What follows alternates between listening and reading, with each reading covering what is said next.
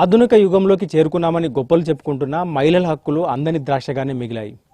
పట్టణాలతో పోలిస్తే గ్రామీణ వ్యవస్థలో మరింత దారుణమైన పరిస్థితులున్నాయి. ఈ సమస్యకు పరిష్కారం కనుగొనేందుకు స్థానిక యువత నడుం బిగించింది. సత్యశోధక సమాజం పేరిట వారంతా మహిళల హక్కుల్ని వారికి తెలియజెప్పే ప్రయత్నం చేస్తున్నారు.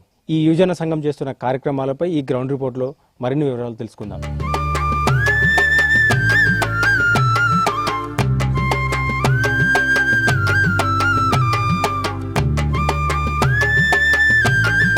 గ్రామీణ స్థాయిలో వారి హక్కుల్ని వారికి పరిచయం చేస్తున్నారు, వారికి తెలియజేపే ప్రయత్నం చేస్తున్నారు. సో వారి ఈ సంఘం సభ్యులతో మాట్లాడే ప్రయత్నం చేద్దాం. అమ్మ, ఏం పేరమ్మా నీ పేరు? నా పేరు రేణుకన్న. ఏం చేస్తారు అసలు? మీ సంఘం పేరేంది? అసలు ఏం చేస్తున్నారు? ఇప్పటిదాకా ఏం కార్యక్రమాలు చేస్తున్నారు? మాది సత్యశోధక యువజన సంఘం. మేము ఇంతకుముందు ఒక 8 గ్రామాలలో సంగారెడ్డి జిల్లాలో మాత్రమే పనిచేసేవారము. ఇప్పుడు సంగారెడ్డి అండ్ మెదక్ 2 జిల్లాలో కలిపి ఒక 17 గ్రామాలలో పనిచేస్తున్నాము. ఎట్లా అంటే రాజ్యాంగ విలువల ఆచరణ కొరకు.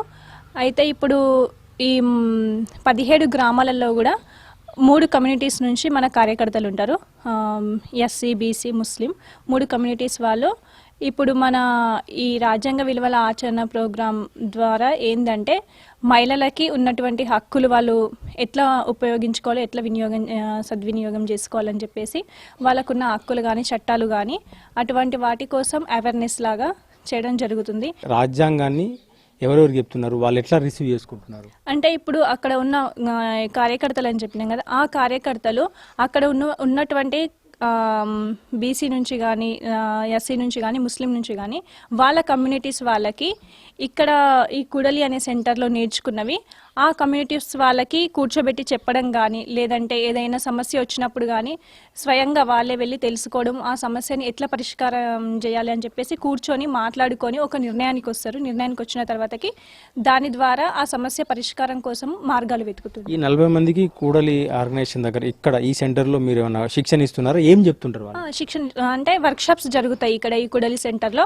ఇప్పుడు రాజ్యాంగంలో ఉన్న స్వేచ్ఛ, సమానత్వము, ఇంకా లౌకికత్వము ఇట్లాంటి వాటి కోసం, ఈ విలువల కోసము వాళ్ళు నేర్చుకుంటారు ఇక్కడ ఈ సెంటర్లో. నేర్చుకొని వాళ్ళ నిజ జీవితంలో ఆచరణ పెట్టిన తర్వాతకి వాళ్ళ కమ్యూనిటీస్లో కూడా వాటి కోసము ఇంకా చైతన్యం చేయడం కానీ, లేదంటే సమస్యలో వాళ్ళే సొంతంగా పాల్గొని ఆ సమస్యకు పరిష్కారం కానీ చూపిస్తున్నారు. నీ పేరేంటి బస్? ఎప్పటి నుంచి పనిచేస్తున్నావు ఈ ఆర్గనైజేషన్లో? ఏం చేస్తున్నారు మీరంతా? అంటే నేను 2019 ఇక్కడ కూడలి యక్షి సెంటర్లో ఒక లెర్నింగ్ ప్రాసెస్ జరుగుతుంది. అప్పుడు నేను ఇక్కడ 18 ఇక్కడికి వచ్చినప్పుడు మాకు కొద్దిగా సమాజం ఎట్లుంది, రాజ్యాంగం ఏం చెప్తుంది, మన ప్రజలు ఎట్లున్నారు అనేది క్లాసులు జరిగినాయి. ఆ తర్వాత ఇక్కడ ఎవరమైతే ఉన్నామో ఈ యువత అందరం కలిసి జ్యోతిరావు పూలే, సావిత్రిబాయి పూలే మొదలు చేసిన సత్యశోధక సమాజ్ని మేము రీఎస్టాబ్లిష్ చేసినాం. మళ్ళీ దాని స్ఫూర్తిని తీసుకొని అప్పుడు ఎదుర్కొంటున్న సమస్యలు ఇంకా మన భారతదేశంలో కులము, మతము, లింగ వివక్ష ఇవన్నీ ఇంకా సమస్యలు ఎదుర్కొంటున్నాం. వ్యవసాయ పరంగా కానీ ఎట్లాంటి సమస్యలు ఎదుర్కొంటున్నామో అప్పటి నుంచి ఇంకా అట్లనే ఉన్నాయి. వాటికి తోడు ఇప్పుడు కార్పొరేషన్ వ్యవస్థ అనేది ఇంకా ఎక్కువ కార్పొరేటీకరణ అయింది వ్యవసాయం కూడా. ఇవన్నీ బలాలను మనం ఎట్లా ఎదుర్కోవాలి అని చెప్పేసి సత్యశోధక సమాజ్ స్ఫూర్తిని తీసుకొని సత్యశోధక యువజన సంఘం అని చెప్పేసి 2021 సావిత్రిబాయి పూలే వర్ధంతి రోజు మేము మళ్ళా స్టార్ట్ చేయడం జరిగింది. మెయిన్గా ఈ వీళ్ళు వాలంటీర్లను సెలెక్ట్ చేసుకున్నారు కదా, సో వాళ్ళంతా అసలు ఎట్లా సెలెక్ట్ చేసుకున్నారు? ఆ కార్యక్రమం పేరేంది? అసలు ఎట్లా నడుస్తుంది అదంతా? అంటే మేము ఈ వాలంటీర్లు అంటే కార్యకర్తలను సెలెక్ట్ చేసుకునే ముందు ఈ సంగారెడ్డి మెదక్ జిల్లాలో ఇది ఇంతేనా అని మహిళా సమస్యల మీద ఒక నాటకం చేసినాం. ఆ నాటకం చేసినప్పుడు ఆ నాటకం లాస్ట్లో ఒక ఫోరం అనే ఒక సెక్షన్ ఉంటుంది. దాంట్లో కొంతమంది యాక్టివ్గా పాల్గొన్నారు గ్రామ స్థాయిలో. ఆ పాల్గొన్నప్పుడు ఆ సమస్యల కోసం వాళ్ళు అనుభవిస్తారు కాబట్టి ముందుకు వచ్చిరని మాకు అర్థమైంది. ఆ నాటకం అయిపోయిన తర్వాత ఈ సంగారెడ్డి మెదక్ జిల్లాలో ఉన్న గ్రామాలలో మా టీం మొత్తం ఒక సర్వే కండక్ట్ చేసినాం. ఆ సర్వే ఏంటంటే ప్రతి ఇంటింటికి వెళ్ళి ఎస్సీ, బీసీ, ముస్లిం ఆ ఇండ్లలోకి వెళ్ళి మహిళలకు ఎటువంటి సమస్యలు ఉన్నాయి, సమస్యలు ఉన్నప్పుడు మనం ఎట్లా అధిగమించాలి, దానికోసం మనకు ఒక ట్రైనింగ్ అనేది అవసరం ఉందని మాకు అర్థమైంది. అవసరం ఉంది, దానికోసం గ్రామాల్లో పనిచేద్దామని ఎట్లాగో మన ఉద్దేశాలు ఉన్నాయి సత్యశోధక యువజన సంఘానికి. ఆ ఉద్దేశాలను అనుసరించి గ్రామ స్థాయిలో కార్యకర్తలను సెలెక్ట్ చేసినాం. సెలెక్ట్ చేసిన తర్వాత యక్షి కూడలి తరపున రాజ్యాంగ విలువల ఆచరణ అనే కార్యక్రమం ఒక ప్రోగ్రాం వచ్చింది. దాంట్లో భాగంగా వీళ్ళు కార్యకర్తలుగా జాయిన్ అయ్యి ఈ కూడలి సెంటర్లో రాజ్యాంగం కోసం, సమాజంలో జరుగుతున్న సమస్యల కోసం, ఆహార సార్వభౌమత్వం కోసం, తిండి కోసం, మంచి జీవితం కోసం, సామాజిక న్యాయం కోసం, వీటి కోసం ఇక శిక్షణలు జరుగుతున్నాయి. ఆ శిక్షణల కోసం ఈ కార్యకర్తలు వస్తున్నారు. ఇది మంత్లీ 2 సార్లు, నెలకు ఒకసారి జరుగుతుంది. ఇక్కడ నేర్చుకున్న దాన్ని వాళ్ళ కుటుంబంలో కానీ, వాళ్ళ గ్రామంలో కానీ వాళ్ళు ఆచరిస్తూ ముందుకెళ్తున్నారు. రాజ్యాంగ విలువల్ని వాళ్ళు పరిచయం చేస్తున్నారు, రాజ్యాంగ హక్కుల్ని పరిచయం చేస్తున్నారు. దీని ద్వారా వారి హక్కులను వారు గుర్తిస్తారని చెప్పి వీరు ఆశిస్తున్నారు. సో గ్రామాల్లో కూడా తెలుసుకుందాం, వీరు శిక్షణ ఇస్తున్న గ్రామాల్లో కూడా తెలుసుకొని అసలు వాళ్ళు ఏం నేర్చుకుంటున్నారు, రాజ్యాంగం గురించి వాళ్ళు ఏమనుకుంటున్నారు తెలుసుకునే ప్రయత్నం చేద్దాం.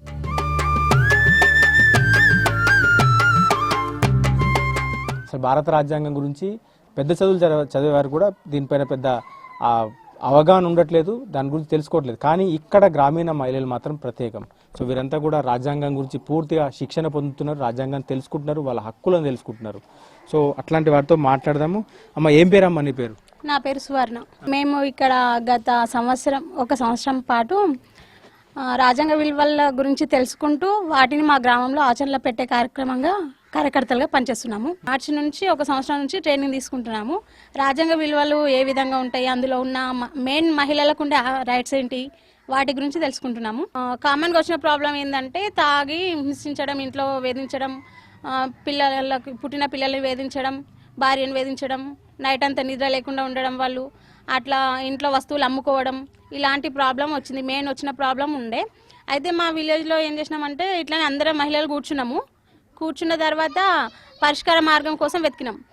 అందరు కూర్చున్నాకలా ఎవరి నోటి నుంచి ఏ మాట వస్తుంది అనేది ఆలోచన చేసి, అయితే ఊళ్ళో మందు అమ్మడము షాపులలో అమ్ముతారు, జనరల్ స్టోర్లు, కిరాణా షాపులు ఉంటాయి కదా, అందులో అమ్ముతున్నారనమాట. అయితే అందరం మహిళలను కలిసి కొంతవరకు ఈ ప్రాబ్లం సాల్వ్ కావాలంటే మన గ్రామంలో మందు అమ్మొద్దు, ప్రతి షాప్కి వెళ్ళామన్నమాట.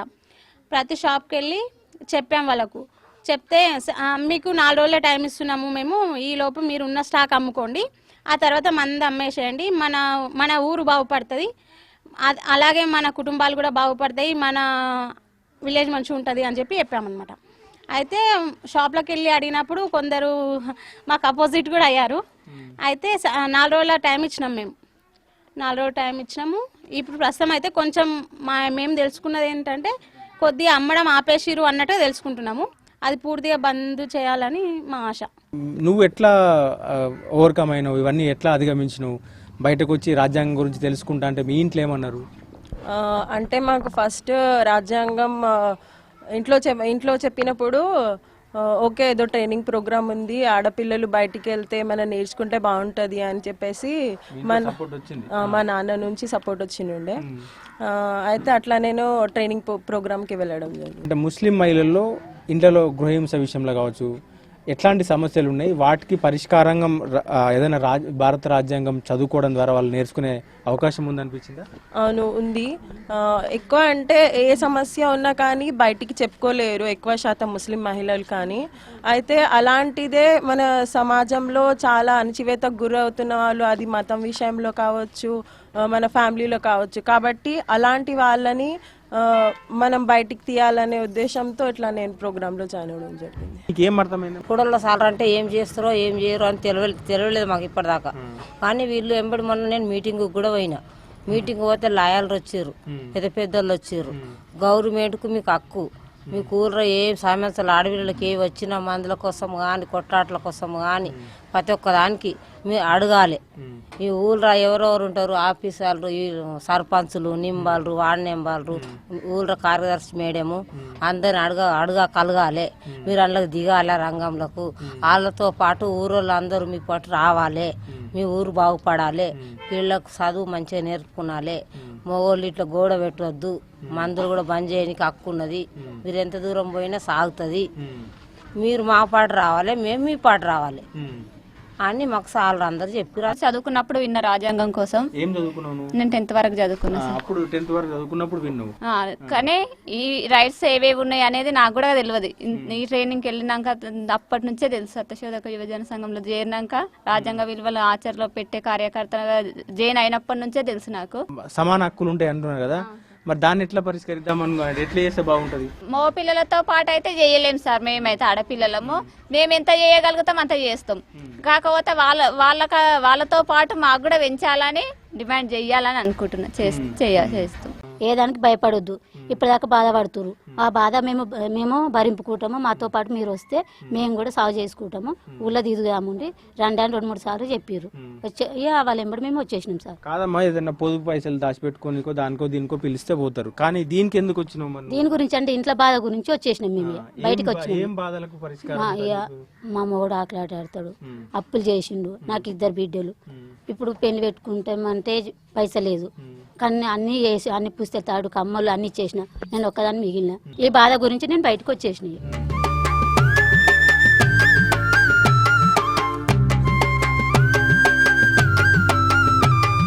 చాలా వరకు గ్రామాల్లో వారి సొంత ఇళ్ళనే లైబ్రరీ లాగా మెయింటైన్ చేస్తున్నారు. రోజు పిల్లలకు చెప్పడం, పెద్దవాళ్ళకి చెప్తున్నారు. అమ్మ, ఏం పేరమ్మా నీ పేరు? నా పేరు వరలక్ష్మి. ఏంది మీ ఇంట్లోనే లైబ్రరీ పెట్టినావా?